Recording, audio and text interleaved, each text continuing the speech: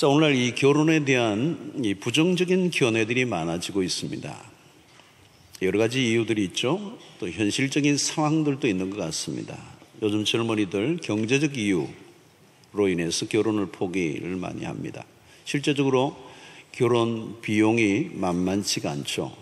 결혼 비용이 만만치가 않습니다. 그 외에도 개인주의적 경향이 짙어졌죠. 그래서 이제는 결혼이 필수가 아니라 선택이라는 생각이 많아진 것 같아요. 이제는 무조건 한다고 생각했는데 요즘은 꼭 필수는 아니다, 선택이다. 또 결혼제도라는 틀에 갇히기보다 자유롭게 살고 싶어하는 사람들이 늘어가고 있어요. 그들을 가르쳐서 우리는 오늘 비혼족이라고 그러죠. 비혼족. 또 부모 세대들을 볼 때 행복한 결혼으로 보이지 않는 것도 젊은이들이 결혼을 포기하는 요인 중에 하나입니다. 저렇게 살 바에는 결혼하지 않는 게 차라리 낫지 않을까라는 결론을 내리는 거죠. 자, 결혼은 꺼려하는 반면에 동거 형태가 확산되고 있습니다. 분명히 그것은 급속한 서구화입니다. 그래서 우리 요즘은 이런 질문을 젊은이들끼리 던진다고 그래요. 외롭게 혼자 살래? 지겹게 같이 살래? Which one? 어떤 것을 선택할래? 외롭게 혼자 사는 게 낫겠냐? 지겹게 같이 사는 게 낫겠냐? 이 둘 다 부정적인 질문이죠. 자, 어떻게 되었든 만족스럽지 않은 현실을 반영하는 질문이라고 볼 수 있습니다. 자, 그런데 우리는 시대적 상황보다 하나님이 본래 의도하신 가정이 어떤 것인가에 귀를 기울여야 합니다. 결혼하는 게 좋을까, 좋지 않을까? 결혼하지 않은 게 좋을까? 라고 하는 질문보다 우선되는 질문은 우리의 기호 이전에, 오늘 시대적 상황 이전에 하나님의 의도는 무엇일까? 여러분, 가정은 창조 계획 속에서 매우 중요한 주제입니다. 성경은 결혼에 대한 언급들이 많이 있습니다. 창세기 2장에서 시작된 이 결혼은 요한계시록의 공중 혼인 예식으로 마감됩니다. 창세기에서 요한계시록까지 이 결혼에 대한 얘기가 나와요. 성경은 우리를 그리스도의 신부로 비유합니다. 그리스도와 결혼의 관계로. 그래서 바울은 남편과 아내의 관계를 교회와 그리스도의 관계로 설명합니다. 하나님과의 관계를 농밀하게 부부의 관계로 묘사한 책이 성경 아가스입니다. 예수님은 창세기의 말씀을 직접 인용하시죠.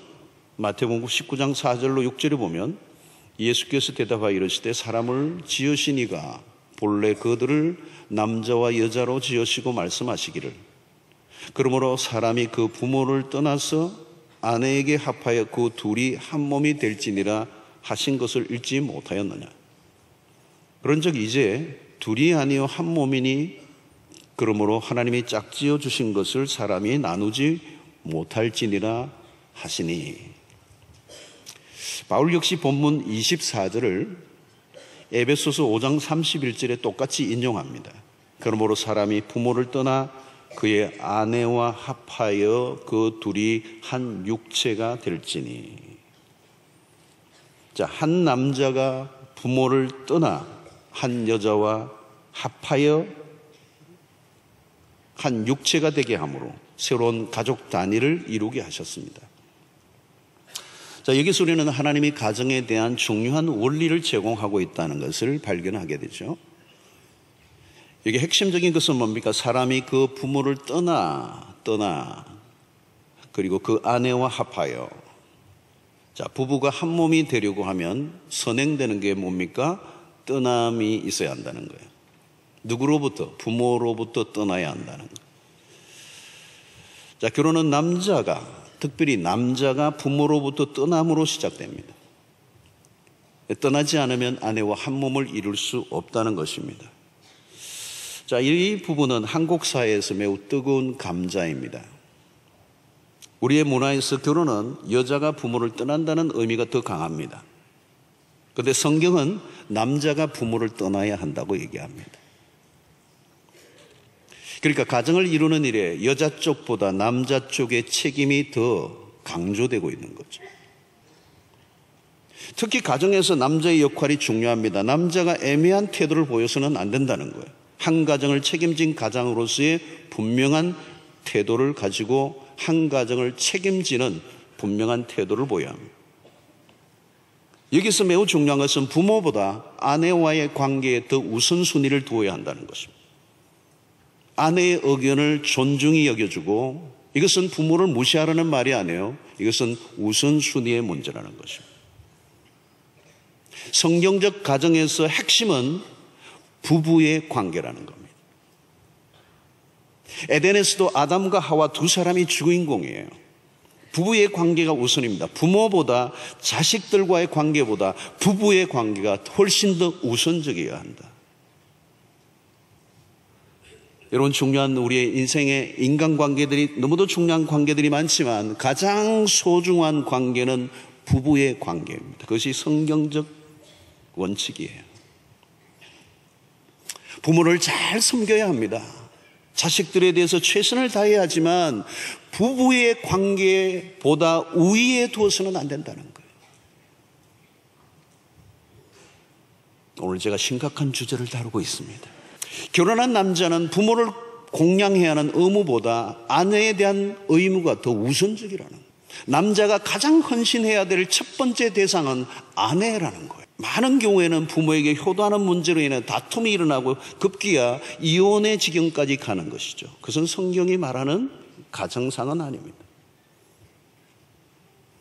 한국은 한 가지가 더 있죠. 배우자보다 자녀에게 더 집중하는 거예요. 자녀 양육 때문에 부부관계를 소홀히 하는 경우가 많습니다. 자녀 교육 때문에 부부가 오랫동안 별거하는 일들도 흔한 일이 되었습니다. 한국은 자녀에게 모든 걸 다 쏟아부어요. 자녀 교육은 참으로 중요합니다. 그러나 만약 배우자보다 자식을 더 사랑하면 어떻게 될까요? 그건 역기능적 가정이 되는 것입니다. 부부에게 서로 쏟아부어야 할 사랑이 자녀에게로 흘러갈 때 그 사랑은 결코 건강한 사랑이 될 수가 없습니다. 자녀들이 보고 경험해야 하는 최고의 레슨이 뭔지 아십니까? 부모가 서로 사랑하는 것. 아빠, 엄마가 서로 사랑하는 모습을 보여주는 것. 그것보다 더 좋은 교육은 없어요. 부부가 서로 사랑하지 않으면 아이는 왜곡된 사랑을 경험합니다. 그리고 그 부모의 사랑은 집착으로, 자녀에 대한 그 사랑이 집착으로 바뀌게 되고 그것은 병적인 애착 관계가 됩니다. 그런 사랑을 과연 자녀가 원할까요? 그리고 그런 사랑을 받은 자녀는 도리어 사랑이 아닌 상처를 입게 됩니다. 그리고 부모의 그 집착은 아이들에게 정신적 고통을 안겨주게 됩니다. 나중에는 후유증이 크게 되죠. 결국 아이에게 모든 것을 쏟아붓고도 자녀로부터 쓴맛을 보는 경우가 허다합니다. 자식 사랑이 배우자를 사랑하는 것보다 우선되면 가정의 건강성은 깨어지는 것입니다. 자식을 인류대학에 보내고 유학을 보내고 외적으로는 다 성공해 보였을지 모르지만 정작 그 부부의 관계는 매우 불행한 가정들이 많은 거예요. 얻은 것보다 잃은 것이 더 많은 것이죠. 여러분, 자녀들에게 줄 수 있는 최고의 선물은 행복한 부부의 모습입니다. 가장 기본적인 원리는 무엇입니까? 좋은 부부가 될 때 좋은 부모가 될 수가 있습니다. 떠남이 전부는 아니죠. 떠남을 통하여 아내와 한 몸을 이루어야 합니다. 둘이 하나가 된다는 것은 신비로운 일입니다. 결혼은 두 사람의 완전한 연합이죠. 남자는 홀로가 아니라 또 다른 존재가 필요했다는 겁니다. 바로 하나님이 창조하신 여자입니다. 그래서 육체적인 하나됨, 그것은 성적인 연합은 물론이고 정신적, 영적 하나됨을 의미합니다. 자, 부부의 관계 안에서 성적 연합은 매우 중요한 영역이에요. 하나님이 정해놓으신 기준입니다. 성은 하나님의 아이디어예요. 부부의 관계 속의 성은 아름답고 거룩한 것입니다. 중요한 기준은 한 남자와 한 여자가 결혼 관계 안에서만 숭고하고 아름답게 성을 만들어 놓으셨다는 거예요. 오늘날 성적 자유, 성적 일탈, 성적 타락은 한 남자와 한 여자 안에서 이루어지는 한 몸됨을 깨뜨리는 죄악이죠. 부부의 관계 안에서만 만족을 누려야 한다는 이 성경적 원칙에 대해서 이 세상은 부정하고 공격하는 문화들로 가득 차 있습니다. 부부 관계가 아닌 관계에서의 성적 자유가 도를 넘어요. 이것은 단순히 성적 타락이 아니고 하나님의 창조의 질서에 대한 공격입니다. 성도 여러분, 둘이 한 몸 된다는 것은 놀라운 신비예요. 이 한 몸의 개념에서 우리가 붙들어야 하는 것은 나누어질 수 없는 운명 공동체로 하나님 묶으셨다는 것. 부부가 된 이후부터는 하나됨을 지켜야 합니다. 성경은 한쪽의 음행 위에는 어떤 것도 나누어지는 명분이 될 수 없다고 못을 박습니다. 그것은 부부관계를 지키려고 하시는 하나님의 강력한 의도가 담겨 있는 거죠. 하나를 지켜간다는 것은 매우 명예스러운 일입니다. 한 몸의 개념이 강조되는 것은 기계처럼 떼었다 붙였다 할 수 있는 것이 아니라는 것입니다. 자, 그러면 이 한 몸의 개념에서 강조하는 것은 뭘까요? 이 한 몸을 이룰지어다. 둘이 한 몸을 이룬다라고 하는 이 한 몸은 친밀감을 강조합니다. 오늘 25절의 말씀이죠. 아담과 그의 아내 두 사람이 벌거벗었으나 부끄러워하지 아니하니라. 여러분, 창세기에 나오는 이 첫 번째 이 모습은 정말 아름다운 모습이에요. 아름다운 모습. 아주 기가 막힌 한 폭의 그림을 우리에게 보여줘요. 그런데 이 25절의 말씀 매우 중요한 부분입니다. 이 부분은 3장으로 넘어가서 다시 다뤄야 될 매우 중요한 주제가 여기에 나와요. 벌거벗었으나 부끄러워하지 않았다는 것은 완전한 결합 상태를 말합니다. 이보다 더 가까워질 수 없는 관계. 서로 간에 어떤 걸림이나 장벽도 없습니다. 친밀함의 상태예요. 신비로운 관계입니다. 수치는 언제 생긴 겁니까? 죄를 짓고 난 다음부터 찾아온 감정이에요. 성도 여러분, 이 부부의 관계 안에 친밀함은 매우 중요한 영역입니다. 친밀함이 곧 사랑은 아니지만 친밀감이 없으면 온전한 사랑이라고 하기 어렵습니다. 친밀함은 행복한 감정에서 필수적인 것입니다. 친밀감이 깊어질 때 인간은 하나됨을 경험합니다. 인간의 깊은 내면 안에는 친밀감에 대한 욕구가 있습니다. 오늘날 가정 안에 외도가 잦아지는 원인 중 하나는 친밀감 없는 부부관계 때문입니다. 친밀감이란 두 사람 사이에 어떤 것도 감출 것이 없는 관계입니다. 비밀이 없는 것이죠. 숨기는 것이 있으면 그 순간 친밀감에 문제가 생깁니다. 죄가 끼어들면 친밀함이 깨어져요. 죄인의 특징이 뭡니까? 숨기는 것입니다. 숨기는 게 있으면 무엇인가 어색해져요. 관계가 멀어져요. 우리가 아니라 남이라는 느낌이 드는 겁니다. 그때부터 긴장되고 불안해지는 거예요. 건강한 부부의 특징 중에 하나가 뭔지 아십니까? 대화가 많아요. 솔직한 대화를 많이 하는 부부 관계는 건강합니다. 대화가 없는 가정은 이미 위험한 가정이 되어 있을 가능성이 매우 높습니다. 두 사람이 하나가 된다는 것은 놀라운 신비예요. 부부가 세월이 흐를수록 깊어지고 사랑이 이어가는 경험을 한다는 것은 놀라운 축복입니다. 하나님과의 영적인 친밀함, 친구와의 친밀함, 부모와의 친밀함 다 좋아요. 그러나 부부간의 친밀함을 대체할 수 있는 것은 없습니다. 하나님은 부부관계 안에서 누릴 수 있는 친밀감을 허락하시고 행복을 그리고 만족을 누리게 하신 것입니다. 자, 둘째는 이 한 몸을 이룬다는 것은 무슨 의미가 있을까요? 나눌 수 없다는 뜻입니다. 내 뼈 중에 뼈요, 내 살 중에 살이라는 것은 서로 깊이 얽혀져 분리가 불가능하다는 것입니다. 한 몸을 이룰지로다. 여기에서 한 몸을 이룬다는 위브라고 하는 단어를 쓰는데요, 천을 짜는 거죠. 얼기설기 천을 짜는 것. 대나무를 쪼개어서 공예품을 만들어서 작품을 만들면 어때요? 엮어지는 거죠. 엮어지는 거예요. 얼기설기 엮어져서 하나의 작품이 만들어졌기 때문에 분해가 불가능하다는 거예요. 나눌 수 없는 것을 나누려고 하면 어떻게 돼요? 망가져야 되는 거예요. 찢어져야 되는 겁니다. 그러면 큰 고통이 오는 거죠. 여러분, 결혼은 어느 쪽으로 귀속되는 게 아닙니다. 어느 한쪽으로 기울어진다면 하나됨이 될 수가 없어요. 여러분, 성경이 말씀하는 하나됨은 언약의 관계 안에서 하나됨을 강조합니다. 인간끼리의 의기투합이 아닌 하나님의 개입하심으로 이루어지는 가정입니다. 그래서 마태복음 19장 6절에 주님이 이런 말씀하시죠. 그런즉 이제 둘이 아니요 한 몸이니 그러므로 하나님이 짝지어 주신 것을 사람이 나누지 못할지니라 하시니. 결혼식 할 때마다 우리 주례하는 목사님들이 항상 하는, 서약할 때 하는 얘기예요. 한 몸이라는 것. 하나님이 짝지어 주셨다는 것.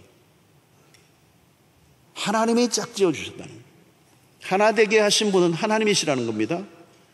자, 여기서 하나 된다고 해서 나라는 존재가 없어지는 건 아닙니다. 온전히 남자와 여자가 결합하여 가정을 이룰 때 남자는 남자다워지고 여자는 더 여자다워지는, 남자의 남성성과 여자의 여성성이 언제 드러나느냐? 결혼을 통하여 뚜렷하게 드러난다는 것입니다.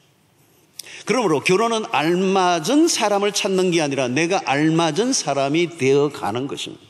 얼마나 좋은 남편 혹은 얼마나 좋은 아내를 만났느냐의 문제가 아니라 얼마나 인내하며 끝까지 그 자리를 지켜내는가.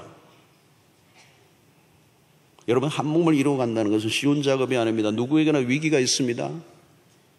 권태기도 찾아옵니다. 신체적인 정서적인 변화들이 찾아옵니다. 힘든 시기가 없는 가정은 없습니다. 어디에서 바람이 불어올지 알 수 없듯이 별일이 다 일어납니다. 결혼 초기에 싸움도 많이 하죠. 혹시 우리는 안 싸워요? 그런 가정이 있습니까? 매우 위험한 가정입니다. 어느 날 크게 한 방 일어날 거예요. 싸우는 게 정상적인 겁니다. 저도 결혼해서 초기에 그때 강도사 목사 신혼인데 얼마나 싸웠는지 몰라요. 너무 다르더라고요.